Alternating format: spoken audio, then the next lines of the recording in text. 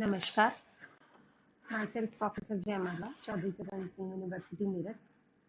I'm here again with my lectures on mechanics. In this lecture, we will talk about constants and constant motion.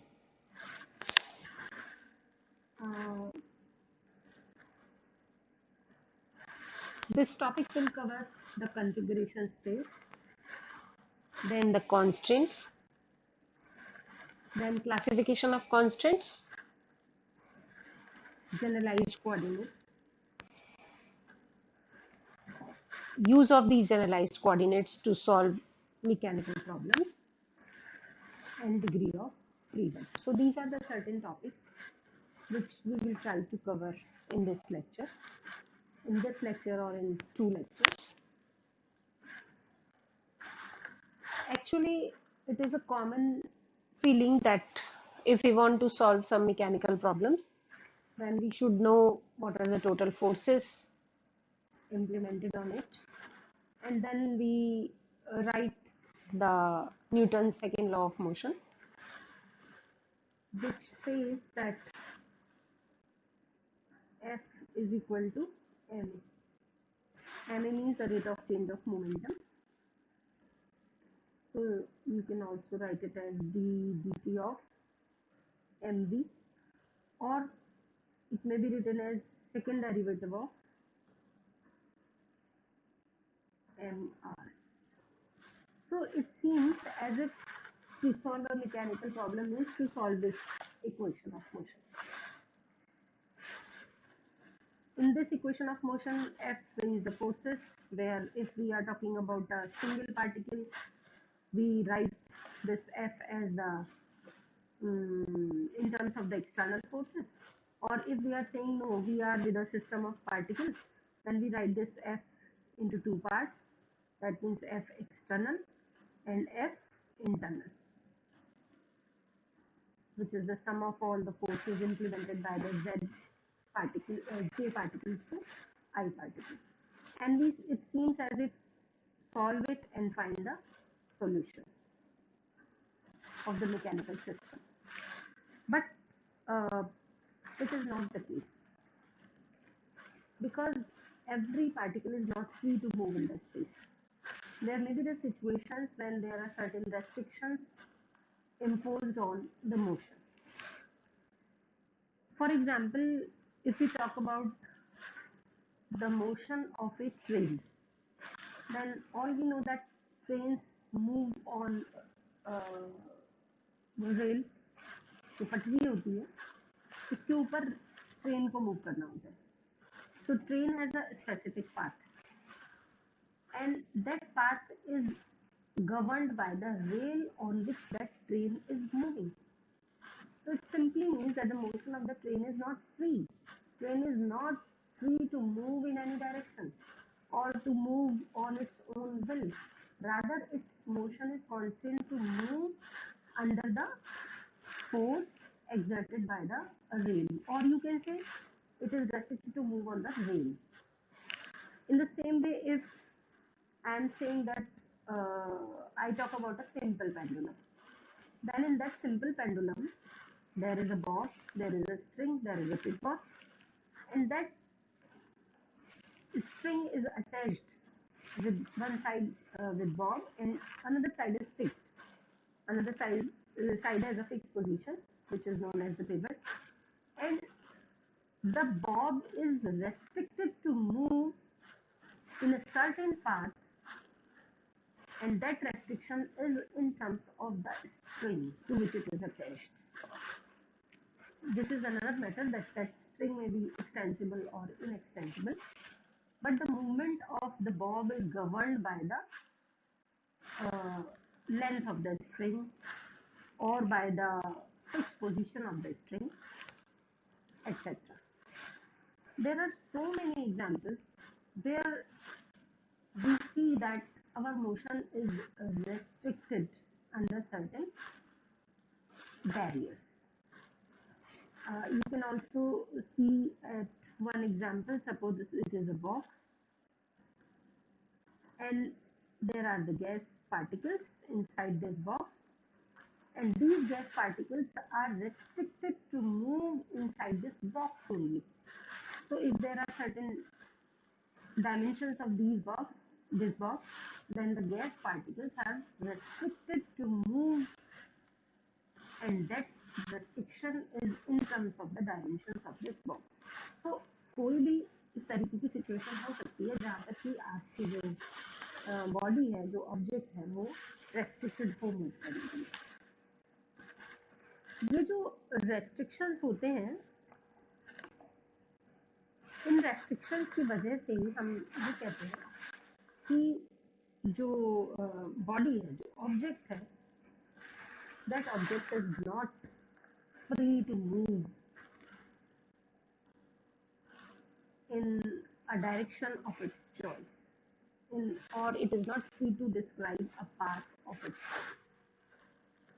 So we say that motion, if this is the situation, we say that motion is under restriction, and this restriction decides that what will be its path. This restriction decides its geometrical as well as kinematical path. Geometrical path का मतलब ये हो गया कि एक आपके पास mathematically ऐसी equation आएगी जिसमें कि उसके पाथ की ज्योमेट्री होगी, कैसा पाथ उसने डिस्क्राइब किया होगा। काइनेमेटिकल का मतलब ये हो गया कि उसमें वेलोसिटीज हो सकती हैं जो हमारे पास रेस्ट्रिक्शन आई है। तो ये जो इस तरीके का मोशन होता है, जिस मोशन में जो फ्री नहीं है मूव करने के लिए, जो आर्बिट्रेरीली मूव नहीं कर सकता है, जो अंडर रेस्ट्रिक्शंस मूव करता है, उस मोशन को हम कहते हैं constrained motion. So this is the concept of constant motion. When an object is not free to move in the space, rather it is governed by certain restrictions, or there are certain restrictions imposed on it. काफी सारे मैंने आपको example दे दिए इसमें, और भी बहुत examples हैं। बिलियर्ड की जो बॉल होती है, जो टेबल होती है, पूल टेबल, वो उसके ऊपर रिस्ट्रिक्टेड होती है मूव करने के लिए कि वो वहीं पे मूव करेगी। यहाँ पर एक इसको हम अगर मैथमेटिक्स के फॉर्म में कहें तो ये जो रेस्ट्रिक्शंस होते हैं ये मैथमेटिकल इक्वेशंस के फॉर्म में आते हैं, और उस केस में हम ये कह देते हैं कि जो कॉन्स्टेंट्स हैं those are variables, those are certain parameters which a system has to obey or which a system has to satisfy. Okay, ये सब examples हैं उसके। motion of a train on a rail, bead in a wire. Suppose you have a bead that is to move in a wire, for example in an abacus. abacus में क्या होता है कि आपके एक स्लेट जैसी होती है और यहाँ पर लिखने वाला एरिया होता है, यहाँ पर तो हम लिखते हैं, और यहाँ पर वायर्स होते हैं, यहाँ पर पास वायर्स होते हैं, उन वायर्स के अंदर बीड पड़े रहते हैं। आपने छोटे बच्चों को देखा होगा, हम खेलने के लिए लाते हैं ये, जो वो खेलते भी रहें और पढ़ाई भी करते रहें। तो ये जो बीड्स होते हैं, these beads are restricted to move in the wire only, तो ये एक रेस्ट्रिक्शन इम्पोज्ड हो गया।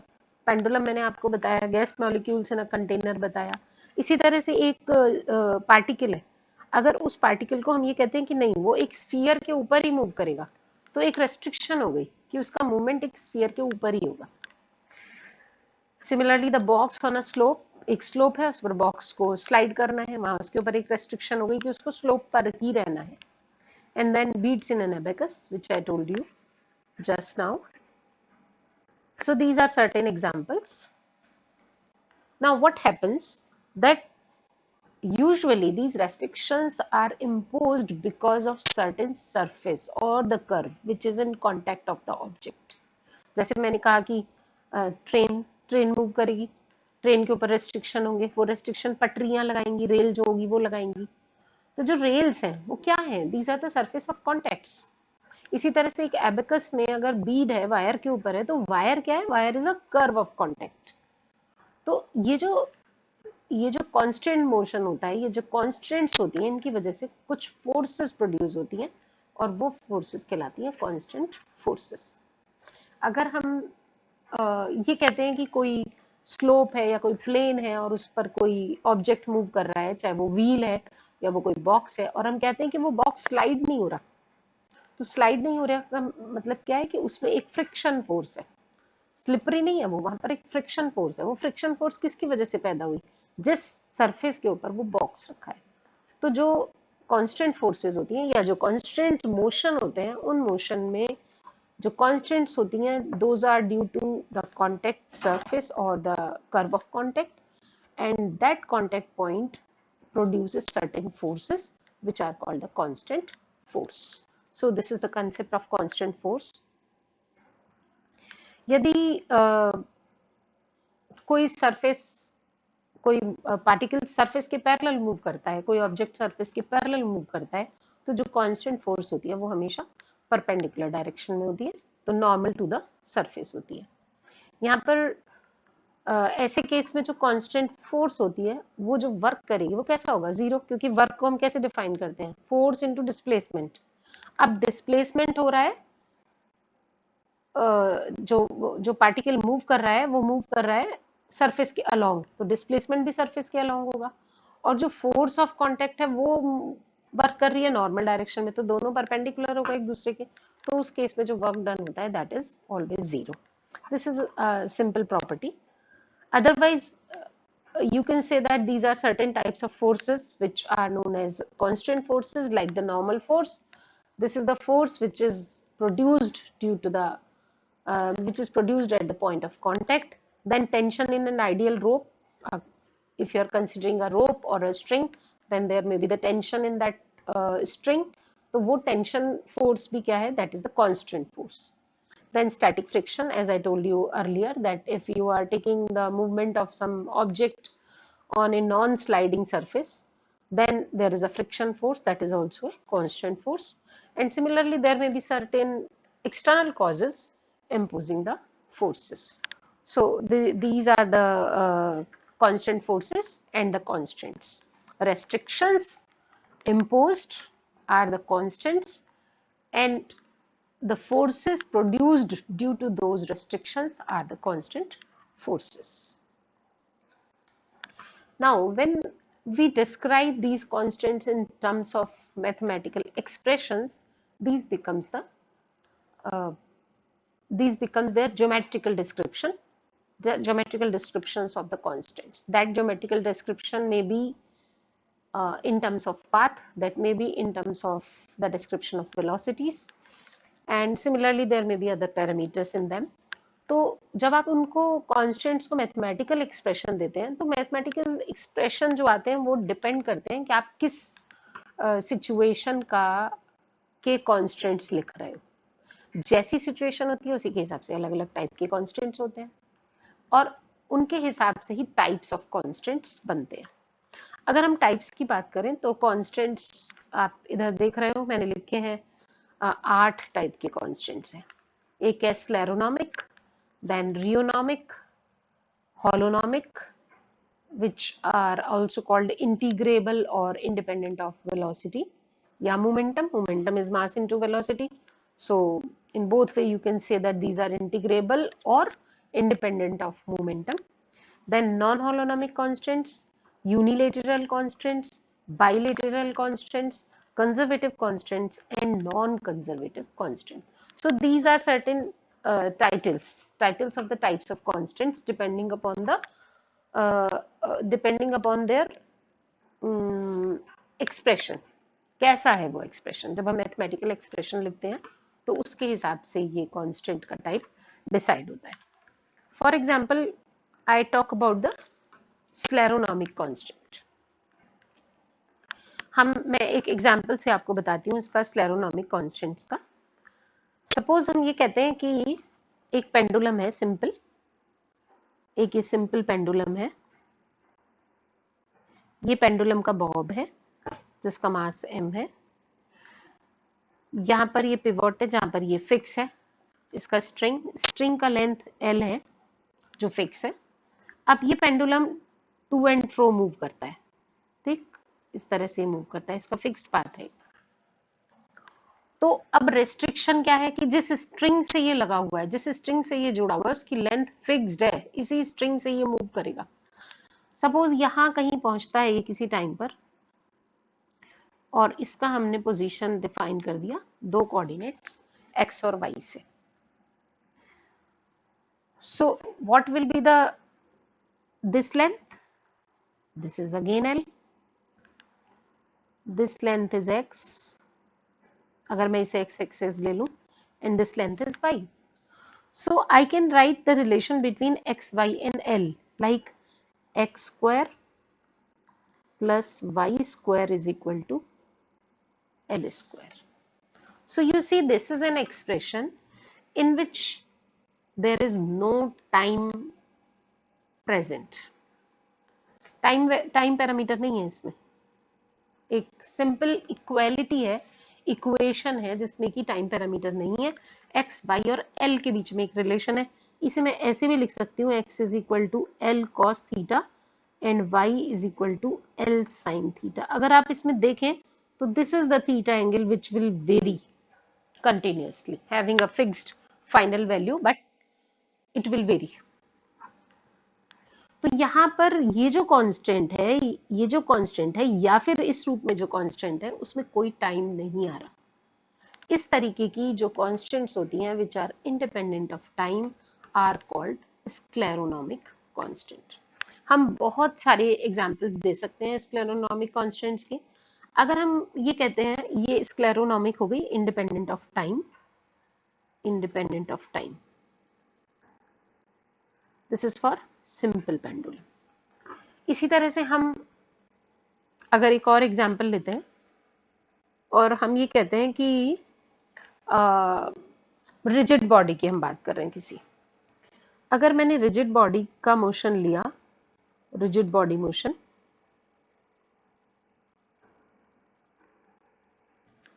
तो आगे हम डिग्री ऑफ फ्रीडम में भी इसको बार बार लेंगे रिजिड बॉडी को. यहाँ पर यदि मैं ये कहूँ कि रिजिड बॉडी का मतलब ये होता है कि if you choose any of the two particles of that body then the distance between those two particles is fixed. कायदे से जब भी हम रिजिड बॉडी लेते हैं तो हमें 3 पार्टिकल लेने चाहिए और तीनों के बीच में जो आपस का डिस्टेंस होता है वो फिक्स्ड होता है, तभी वो रिजिड बॉडी बनती है. जैसे सपोज मैंने कहा कि this is a rigid body, so I should consider three particles of it and I should say that this length is fixed, this length is fixed and this length is fixed. Only then it will become the rigid body. वरना कैसे होगी, deformable body हो जाएगी. इसको यदि मैं mathematically लिखूं तो I can write that Ri minus Rj, this is the distance between ith and the jth particle and I and j are arbitrary and this is fixed, this is constant. इसको Ri minus Rj square is equal to constant भी लिख सकते हैं हम. तो आप देख रहे हो ये जो इक्वेशन है इसमें ये तो डिस्टेंस है, Ri minus Rj is giving the distance between the two. Suppose ये ith है और ये jth है, because it is for any I and j, so it is applicable for all the pairs. This is applicable for this pair, for this pair, this is applicable for this pair, यानी कि इन दोनों के बीच में, and this is applicable to this pair as well. इधर जो right side में constant है that is also free from time. तो यहाँ कहीं टाइम का वेरिएबल नहीं आ रहा है, क्योंकि टाइम का वेरिएबल नहीं आ रहा है तो ये भी कैसी कांस्टेंट हो गई, this is also scleronomic. This is a scleronomic constant. Likewise, we can give so many examples. So one thing is clear, that if your equation of constant, which is the mathematical equation of constant, is free from time, then we say it to be the scleronomic constant. Now we come to rheonomic constant. Rheonomic जो कि rheology पर depend करती है, time पर depend करती है, जो स्क्लेरोनॉमिक से पलट हो जाएगी यानी कि रिवर्स हो जाएगी. स्क्लेरोनॉमिक में टाइम नहीं होता, रियोनॉमिक में टाइम एक्सप्लिसिटली प्रेजेंट होता है. इसमें एक्सप्लिसिटली प्रेजेंट नहीं होता, इम्प्लिसिटली हो सकता है लेकिन एक्सप्लिसिटली प्रेजेंट नहीं होता स्क्लेरोनॉमिक में. तो रियोनॉमिक का हो गया constants explicitly dependent on time is called rheonomic constant. For example मैं अभी ये जो पेंडुलम का ही हमने एग्जाम्पल लिया, हम इसी को ले लें कि पेंडुलम विद एक्सटेंसिबल स्ट्रिंग. मैंने ये एक एग्जाम्पल ले लिया. अब यदि स्ट्रिंग एक्सटेंसिबल है तो क्या होगा कि जैसे ये आपका पेंडुलम है, ये यहाँ पर था, फिर ये पेंडुलम मूव कर रहा है, मूव करते करते ये इधर गया तो इसकी स्ट्रिंग लंबी हो गई, ये इसका कोई पाथ बन गया, फिर ये और कहीं गया, इसका ये पाथ बन गया। तो आप ये देखो कि पेंडुलम की जो स्ट्रिंग है उसकी लेंथ बड़ी या छोटी कैसी भी हो सकती है। वो और आगे गया तो यहाँ पर गया, ये इसका पाथ है, ये सब इसका पाथ बन रहा है, ये सब पाथ बन रहा है। क्यों? क्योंकि स्ट्रिंग की लेंथ घट बढ़ रही है। तो जैसे आपने एक टाइम पे देखा वो यहाँ पर था, एक दूसरे टाइम पे देखा तो स्ट्रिंग की लेंथ कुछ बड़ी हो गई, और आगे देखा और स्ट्रेंथ कुछ बड़ी हो गई, और बड़ी हो गई, यहाँ की छोटी भी हो सकती है। तो जो लेंथ है that is depending upon the time of observation. इसको फिर हम कैसे लिखेंगे कि यदि हम कोई एक पॉइंट ले लेते हैं, माना हमने यहाँ पे लिया और इसको x और y कहा, तो ये जो लेंथ है this length is depending upon time. So I was talking about the pendulum with extensible string. So what happens that I would write x square plus y square is equal to L square time. So this will be the relation. In this, the length of the string is depending upon time. So this is an example of a rheonomic constant. Likewise, if I am talking about the deformable bodies, not the rigid bodies, deformable bodies.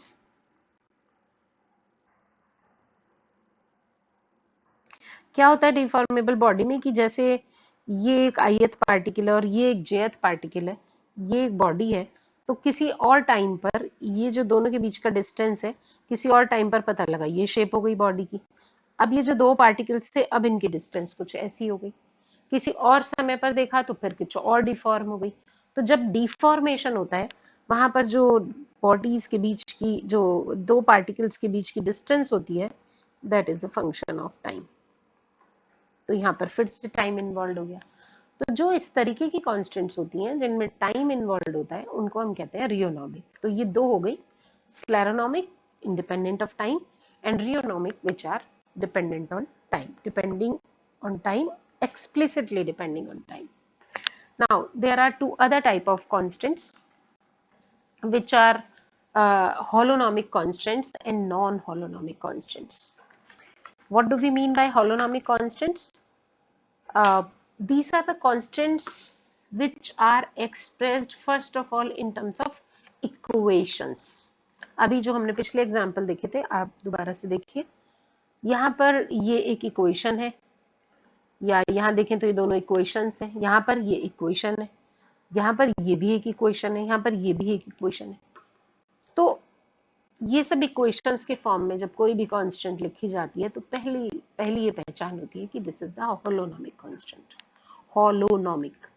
और दूसरी पहचान क्या होती है कि इन equations में velocity या momentum expressions में नहीं आना चाहिए, और अगर वो है तो वो इंटीग्रेबल होनी चाहिए जिससे कि हम उन्हें फ्री फ्रॉम वेलोसिटी बना सकें।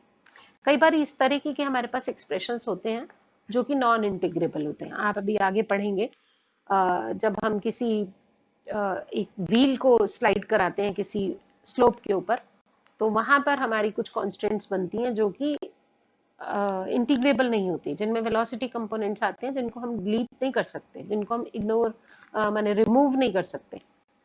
तो उन कॉन्स्टेंट्स को हम होलोनॉमिक की श्रेणी में नहीं लाते। होलोनॉमिक में देखिए क्या लिखा है, एक तो ये इक्वेशन होनी चाहिए, दूसरा फ्री फ्रॉम वेलोसिटीज होनी चाहिए, या integrable to make them free from velocities. अगर वेलोसिटी आ भी गए हैं कंपोनेंट्स तो उनको हम वेलोसिटी फ्री बना पाए, तो वो होती है होलोनॉमिक कॉन्स्टेंट्स, जिसके एग्जाम्पल हमने पहले लिखे हैं, जो अभी पीछे की तरफ लिखे हैं मैंने, वो होती है होलोनॉमिक कॉन्स्टेंट्स।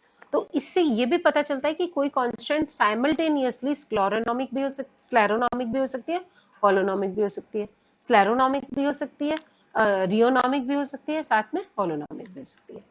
नॉन होलोनॉमिक कांस्टेंट्स कौन से होते हैं? नॉन होलोनॉमिक कांस्टेंट्स होते हैं which are the reverse of, या which are not holonomic, are non होलोनॉमिक।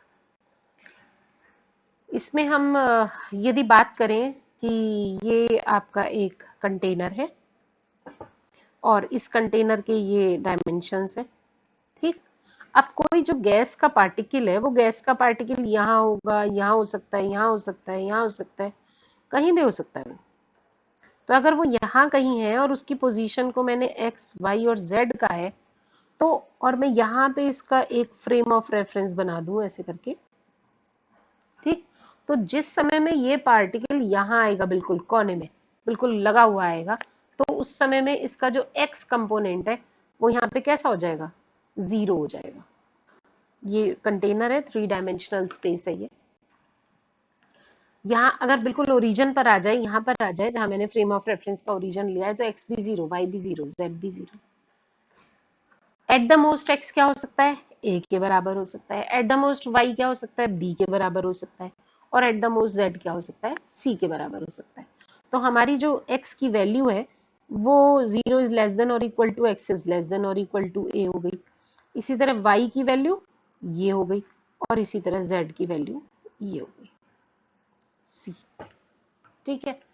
जब हम बिलियर्ड बॉल टेबल की बात करते हैं, तो बिलियर्ड टेबल पर जो बॉल होती है, उस बॉल का मूवमेंट भी रेस्ट्रिक्टेड होता है।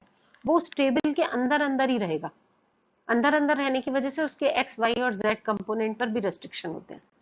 और वो रेस्ट्रिक्शन इसी तरह इनइक्वालिटीज के फॉर्म में होते हैं। तो क्योंकि ये इनइक्वालिटीज हैं, या अगर मैं ये कहूँ कि एक ये स्फीयर है और इस स्फीयर के अंदर ये पार्टिकल्स हैं ये स्फीयर का रेडियस अगर r है, तो कोई मैंने गैस पार्टिकल लिया यहाँ पर कहीं पर, क्योंकि ये स्फीयर है तो नेचुरली 3 इसके कंपोनेंट्स होंगे। तो हमारे पास एक रेस्ट्रिक्शन आई, X square plus Y square plus Z square is less than or equal to R square. जो भी पार्टिकल की पोजीशन होगी वो स्फीयर के अंदर अंदर होगी या बिल्कुल सरफेस पर होगी। बिल्कुल सरफेस पर होगी तो इक्वलिटी सिंबल आ जाएगा, और अंदर अंदर है तो लेस देन आ जाएगा। तो ये जो इस तरीके से हम कॉन्स्टेंट्स लिखते हैं जो कि इक्वेशंस नहीं होती, इनइक्वालिटीज होती हैं, उनको हम कहते हैं नॉन होलोनोमिक कॉन्स्टेंट। और या जैसा मैंने आपको बताया कि कोई एक्सप्रेशन ऐसा है जहां वेलोसिटीज आ रही हैं और हम उनको डिलीट नहीं कर पा रहे, हम उनको एलिमिनेट नहीं कर पा रहे हैं, तो वो भी नॉन होलोनोमिक कॉन्स्टेंट्स होती हैं। तो ये भी दो टाइप हो गए, holonomic and non holonomic. Basically ये 4 ही टाइप होते हैं जो अभी हमने बताया, स्क्लेरोनोमिक, रियोनोमिक and holonomic and non holonomic. बाकी इसके अलावा भी 4 टाइप और हैं। ये बेसिक 4 टाइप्स हैं। इन्हीं जो टाइप्स हैं उन्हीं की इक्वेशंस में 4 टाइप हम और जज कर सकते हैं। इक्वेशंस के जो कांस्टेंट इक्वेशंस हैं उनके 4 टाइप और हम बता सकते हैं। जैसे नेक्स्ट इज यूनिलेटरल कांस्टेंट और बाइलेटरल कांस्टेंट। यूनिलेटरल कांस्टेंट्स कौन सी होती हैं, जिसमें कि जो मोशन है, जो ऑब्जेक्ट है, that is restricted to move only in one direction of the surface, either of the one direction. आप कोई एक सरफेस है, उसमें जो आपकी इक्वेशन बनेगी, जैसे यहाँ लिखा है on the constant surface at some point only forward motion is possible. या तो फॉरवर्ड हो गया या बैकवर्ड हो गया। तो अब यदि खाली फॉरवर्ड मोशन पॉसिबल है या खाली बैकवर्ड मोशन पॉसिबल है, सरफेस से पास नहीं कर रहा, वो सरफेस से वो पार्टिकल पास नहीं कर रहा, अगर हम ऐसी सोचें तो ये एक सरफेस है, यहाँ कहीं पार्टिकल रहेगा, इधर ही रहेगा पार्टिकल, या फिर इधर ही कहीं रहेगा, उसको क्रॉस नहीं करेगा कि वो इधर भी जा सकता है और इधर भी जा सकता है, ऐसा नहीं। तो वो कैसी होती है, यूनिलेटरल, क्योंकि जब हम उसका एक मैथमेटिकल एक्सप्रेशन लिखेंगे तो वो इनइक्वालिटी की फॉर्म में आएगा। अभी हमने पिछली बारी में कहा कि नॉन होलोनोमिक भी इनइक्वालिटीज होती हैं, तो जो नॉन होलोनोमिक कांस्टेंट्स होती हैं वो यूनिलेटरल कांस्टेंट्स भी होती हैं, क्योंकि नेचुरली वो इक्वेशंस नहीं है। तो ये भी एक टाइप होता है जिसमें यूनिलेटरल कांस्टेंट हमें मिलती है। एक होती है बाइलेटरल कांस्टेंट। इसमें क्या होता है कि फॉरवर्ड और बैकवर्ड दोनों तरह के मोशन पॉसिबल होते हैं किसी भी ऑब्जेक्ट के लिए। बाइलेटरल यानी इक्वेशंस, अभी हमने इतने सारे एग्जांपल्स देखे, उसमें जितनी भी इक्वेशन फॉर्म में थी वो सारे थे बाइलेटरल कांस्टेंट्स। तो ये भी एक टाइप हो गया, unilateral and bilateral constants. Next comes the conservative constants and dissipative constant. Conservative constant कौन से constants होते हैं, जिसमें जो मैकेनिकल एनर्जी है वो कंजर्व रहती है। जब काम होता है, वर्क होता है, तो ये माना जाता है कि ये एक सिचुएशन ली जाती है जिसमें मैकेनिकल एनर्जी कंजर्व रहती है। और नेचुरली जब मैकेनिकल एनर्जी कंजर्व रहती है तो उसका मतलब ये माना जाता है कि there is no work done, क्योंकि काम अगर होगा तो एनर्जी डिसिपेट होगी। हम कह रहे हैं कि नहीं, एनर्जी तो डिसिपेट ही नहीं हो रही है, एनर्जी तो कंजर्व हो रही है। तो अगर मैकेनिकल एनर्जी कंजर्व हो रही है तो वहां हम कहेंगे there is no work done, and such type of constants are called conservative constants. जैसे हम एक एग्जांपल लें रिजिड बॉडी मोशन का। रिजिड बॉडी मोशन लेते हैं हम।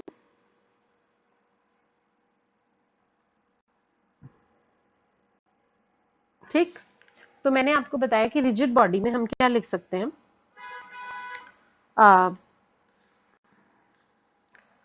Are I minus R J square is equal to constant. ठीक है, मुझे क्या दिखाना है कि मैकेनिकल एनर्जी कंजर्व है, या मुझे क्या दिखाना है कि there is no work done. Okay, अगर अगर मैं ये कहूं कि क्योंकि ये रिजिड बॉडी मोशन है तो ith पार्टिकल jth पार्टिकल के बीच में कुछ ना कुछ फोर्स होगी, तो एक पार्टिकल है जो ri पर है और वो इन अ सर्टेन ड्यूरेशन वो यहाँ पहुंच जाता है। इस तरह से पहुंचता है कि मैंने इसको क्या कहा, उसने कितनी डिस्टेंस ट्रेवल की, डेल्टा ri डिस्टेंस ट्रेवल की, और जो ith पार्टिकल पर फोर्स लगी हुई है वो है एफ आई जे। तो मैंने क्या कहा कि वर्क डन क्या होता है, work done for regarding the motion of this ith particle, work done is equal to force on the ith particle, and because of this force the displacement of ith particle। ठीक है,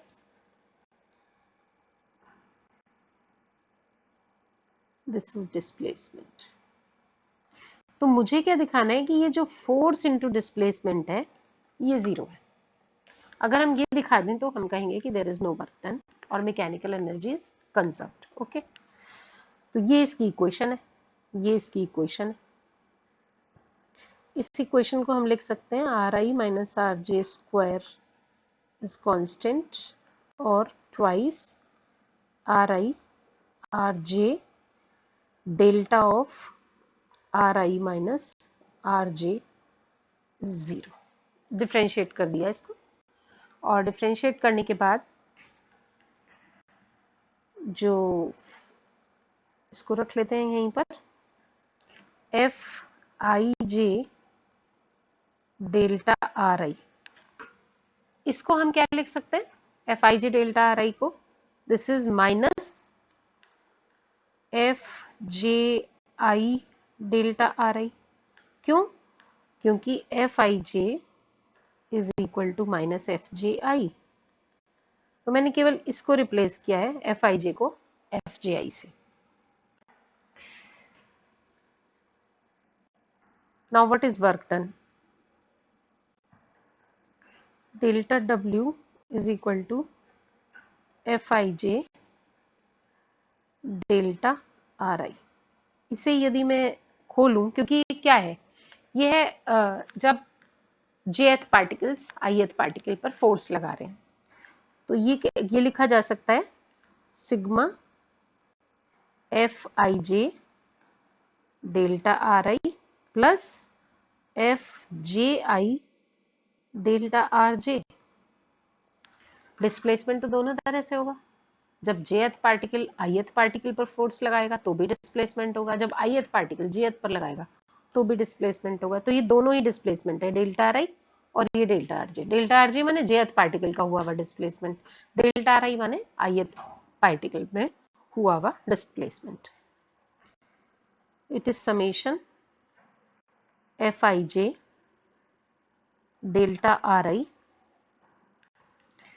minus this fji may be written as fij delta rj, और fij delta ri minus delta rj। ठीक है,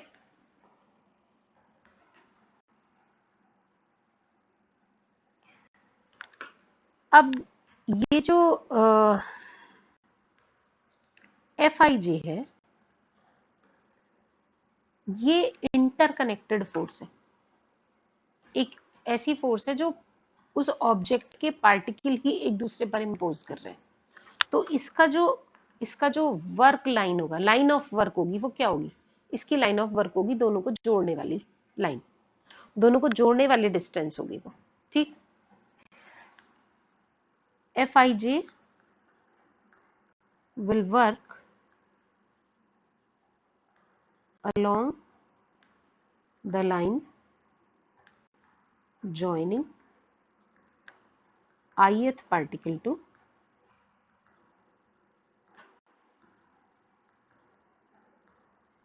jth particle। तो line of action कौन सी हो गई, जो उन्हें ज्वाइन करने वाली लाइन है, ये Fij हो गई। और अभी मैंने आपको बताया था कि जब कोई पार्टिकल मूव करता है, सरफेस के अलोंग मूव करता है, तो उसमें जो फोर्स होती है वो हमेशा परपेंडिकुलर डायरेक्शन में होती है, ठीक। यहां पर हमारा जो Fij हुआ वो है लाइन के अलोंग, परपेंडिकुलर नहीं है, ये लाइन के अलोंग है। तो Fij किसका फंक्शन हो गया, it is a function of Ri minus Rj। तो इसको मैं कुछ ऐसा लिख सकती हूँ कि कोई कांस्टेंट होगा और साथ में Ri माइनस Rj होगा, ठीक। Now what is work, delta W is equal to, ये जो Fij है इसकी जगह रख देते हैं, Fij की जगह sigma Cij Ri minus Rj, और साथ में क्या है, डेल्टा बाहर निकाल दो, Ri माइनस Rj। ये देखिए क्या है इसकी वैल्यू 3 से, इसकी वैल्यू तो 0 है, इट इज 0/3। तो हमारा वर्क कैसा आ गया, 0, no work is done. So this implies forces, not this implies constraint is conservative.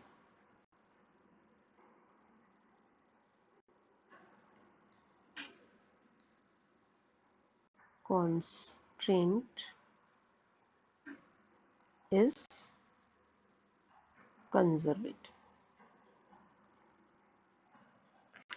इसी तरह से हम काफी सारे एग्जाम्पल्स दिखा सकते हैं जहां पर कि कांस्टेंट हमारी कंजर्वेटिव होती है। एक बहुत ही छोटा सा एग्जाम्पल है, अगर हम एक सिंपल पेंडुलम की बात करें, अगर हम सिंपल पेंडुलम की बात करें तो आप ये देखो, ये एक सिंपल पेंडुलम की स्ट्रिंग है, इस स्ट्रिंग में ये टेंशन फोर्स है, ये टेंशन फोर्स किसके पैरेलल है, ऑपोजिट डायरेक्शन में है ना, आर की, तो ये पैरेलल टू माइनस आर है, ठीक। अब टी डॉट डेल्टा आर ये कितना होगा, जब ये मूव करता है ऐसे करके यहां पहुंचता है, तो ये जो दूरी है this is delta R, infinitesimal displacement अगर ले तो ये डेल्टा आर है। टी और डेल्टा आर आपस में सिंपल पेंडुलम में परपेंडिकुलर होते हैं, तो टी डॉट डेल्टा आर कितने के बराबर हो गया, 0 के बराबर हो गया। टी किसके पैरेलल है, अच्छा टी क्या है, फोर्स है, डेल्टा आर क्या है, डिस्प्लेसमेंट है, और ये कितना आ रहा है, 0। ये जो मैंने निकाला है ये इससे भी है, ये इससे भी है। टी अगर माइनस आर के पैरेलल है तो डेल्टा आर के तो परपेंडिकुलर हो गया ना, डेल्टा आर तो क्योंकि नॉर्मल के बारे में बातें करता है, तो ये परपेंडिकुलर होगा, इसलिए इनका डॉट प्रोडक्ट 0 हो गया। तो फोर्स इंटू डिस्प्लेसमेंट कितना आ गया, 0। फोर्स इंटू डिस्प्लेसमेंट का मतलब क्या है, वर्क डन, तो ये कैसा आ गया, 0। तो ये भी कंजर्वेटिव कांस्टेंट हो गई। ऐसे ही हम देरो एग्जांपल्स दे सकते हैं जिसमें कि हमारी कांस्टेंट कंजर्वेटिव आती है। आप लोग वेरिएबल लेंथ का एक पेंडुलम लेना, और वेरिएबल लेंथ की स्ट्रिंग होगी जिसकी, और फिर उसमें ये प्रूव करके दिखाना कि वहां पर जो आपकी कांस्टेंट होती है वो डिसिपेटिव आती है। तो आप करके देखिएगा, पेंडुलम with variable length. ये कैसे हमारी डिसिपेटिव कंजर्वेटिव नहीं आती बल्कि डिसिपेटिव आती है. डिसिपेटिव का मतलब आप वर्क निकालना, वर्क नॉन जीरो आना चाहिए, तो ये डिसिपेटिव होगी. Okay, so this is all about the types of constant. I have written certain examples. Like rigid body, it is conservative in nature, scleronomic, holonomic, and bilateral. Then deformable are rheonomic, holonomic, bilateral, and dissipative. I told you earlier that one constant may be of 4 type, 5 type, 6 type, all this, not all the 6 type, sorry. It may be either of the 3 type. 3 तरीके का तो उसमें आ ही सकता है. हमने 8 तरीके का बताया है ना, तो 4 तरीके का मैक्सिमम एक कांस्टेंट हो सकता है. Simple pendulum with rigid support, scleronomic, holonomic, bilateral, conservative, and likewise pendulum with variable length, rolling without sliding, gas filled hollow sphere, expanding or contracting gas filling the container. अच्छा example है, आप निकाल के देखिएगा इसकी equation. It will be holonomic, unilateral, dissipative and rheonomic. So these are certain examples regarding these types of constants. So in this lecture we discussed about what do we mean by constant. We discussed about the constant forces, we discussed about the constant surfaces, and then the geometrical description or the mathematical description of the constants, and according to their expressions we differentiated these as scleronomic, rheonomic, holonomic, non-holonomic, bilateral, unilateral, conservative and dissipative. Thank you.